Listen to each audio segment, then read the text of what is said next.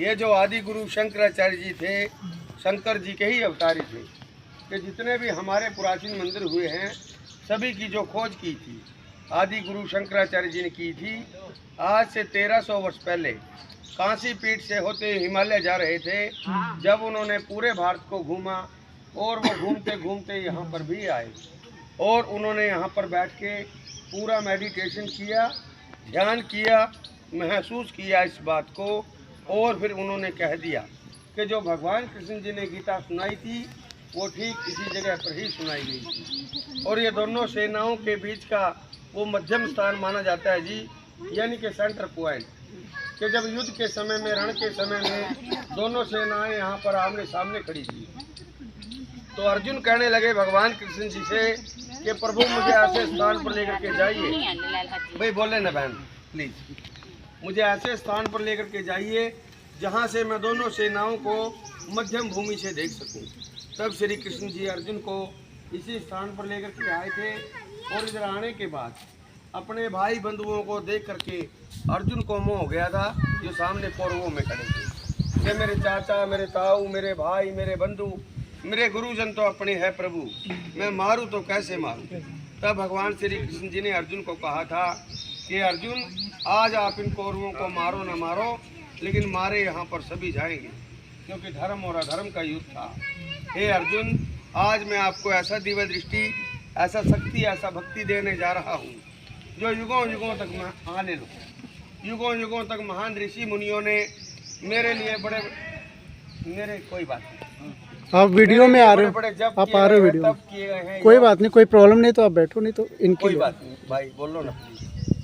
जब किए गए हैं, तब किए गए हैं, योग किए गए हैं, ऐसी दिव्य दृष्टि, ऐसी शक्ति, ऐसी भक्ति मैंने उनको नहीं दिया जो मैं आज आपको देने जा रहा हूँ। प्रभु जी गीता के 11वें अध्याय में दिव्य दृष्टि देते हुए भगवान कृष्ण जी ने अर्जुन को गीता सुनाया था और गीता सुनाते समय वो पेड़ भी सदा सदा के लिए अमर हो गए थे। तभी उस पेड़ का नाम पड़ा अक्षय वट। अक्षय मैंने जिसका शयन हो, जो सदा सदा के लिए जिंदे रहते हैं, अमर रहते हैं, उसे हम अक्षय वट कहते हैं। युद्ध की शुरुआत भी यहीं से हुई थी, अर्जुन को विराट रूप के दर्शन भी यहीं से हुए थे। ये 48 कोस 156 किलोमीटर का रणभूमि है। इसमें 5 जिले बन गए हैं आज, कुरुक्षेत्र, करनाल, पानीपत, जींद और कैथल। जींद जिला है जो, उसके अंदर एक गाँव पड़ता है पांडु पिंडारा, जहाँ पर कौरवों के पिंडदान किए थे पांडवों ने, वहाँ पिंडदान भी होते हैं। उसके पास ही गाँव है राम राय, जहाँ पर दुर्योधन छुप गया था, वहाँ पर दुर्योधन मारा गया था। तो प्रभु जी 18 दिन तक महाभयानक युद्ध लड़ा गया था, जिसके कारण यहाँ की मिट्टी लाल हो गई थी। आज दूरदराज से श्रद्धालु आते हैं, सभी का एक ही सवाल रहता है कि हमें वो लाल मिट्टी तो बताइए कि किधर है। लेकिन वो लाल मिट्टी आज खेतों में तो कहीं कहीं पर गहरी खुदाई होती है या बोर का काम होता है, तब वो लाल मिट्टी नज़र आती है, आम तौर पे दिखाई नहीं देती है। क्यों नहीं देती? क्योंकि पहाड़ों से पानी आया, मिट्टी आया और सर वो नीचे से नीचे चलती चली। देखो जी, गीता में 18 अध्याय हैं और 700 श्लोक है। पहले श्लोक में लिखा है कि धर्म क्षेत्रे कुरुक्षेत्रे समवेता युयुत्सवा माम का पांडवस्य च किम करोति संजय। यानी धृतराष्ट्र जी कहते हैं कि मेरे और पांडव के पुत्र धर्म क्षेत्र कुरुक्षेत्र में क्या कर रहे हैं। महाभारत के युद्ध से भी पहले इस भूमि को धर्म क्षेत्र कहा जाता था। ये कौरव और पांडवों के जो 17 पीढ़ी पहले के पूर्वज थे, राजा कुरु, राजा कुरु के नाम से ही कुरुक्षेत्र का नाम पड़ा। बताते हैं कि राजा कुरु को जैसे किसी ऋषि का श्राप लगा हुआ था, वो रात को पत्थर के बन जाते थे, दिन में पुनः जीवित हो जाते थे। राजा कुरु जैसे राजा लोग शिकार खेलते थे पहले, और शिकार खेलते खेलते क्षेत्र में आए जो ब्रह्म सरोवर बना हुआ है, ब्रह्मा जी की चतुर्वेदी माना जाता है इसको।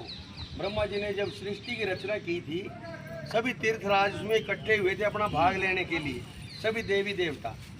और तीर्थों के जो राजा माने जाते हैं प्रयागराज जी, वो भी यहाँ पर आए थे और उस हवन कुंड के अंदर अमावस के दिन जल सहित प्रवेश किया था, जिसका बन गया ब्रह्म सरोवर। ब्रह्म सरोवर में अमावस के दिन स्नान करने का महत्व है, यहाँ पर ध्यान दान पुण्य करने का महत्व है। तो राजा कुरु ने चलाया हुआ बाण तीर्थ में गिर गया। आत्मरक्षा के लिए शाम के समय से पहले घर लौटना होता था, उस बाण को अपने साथ ले गए। बाण पर जो मिट्टी लगी थी हाथ पर भी लगी, और रात को हाथ संजीवन रहा, पूरा शरीर पत्थर का था। राजा कुरु इस बात से बड़े प्रभावित हुए, भाई मतलब जब मेरा हाथ संजीवन रह सकता है तो मेरा शरीर भी पाप मुक्त हो सकता है। तब राजा कुरु ने सब इस बात से प्रभावित होकर के सत्कर्म किए, धर्म किए, दान किए, योग किए और भगवान विष्णु की तपस्या की थी। 33 कोटि देवी देवताओं का वरदान मांग लिया था। तो 33 कोटि देवता 182 तीर्थों पर वास करते हैं। इसमें रणभूमि में 182 तीर्थ बने हुए। तो इसीलिए क्षेत्र को धर्म क्षेत्र कहा गया। महाभारत के युद्ध के लिए इसी भूमि को चुना गया था कि जो भी युद्ध में मारे जाएंगे उनकी मुक्ति हो जाएगी, क्योंकि वामन पुराण के अंदर भी लिखा है कि गंगे जले मुक्ति, गंगा के जल को मुक्ति का धाम माना जाता है, जहाँ लोग अस्थियां भी प्रवाहित करते हैं। वाराणसी जलस्थले, वाराणसी शंकर जी का धाम है जी।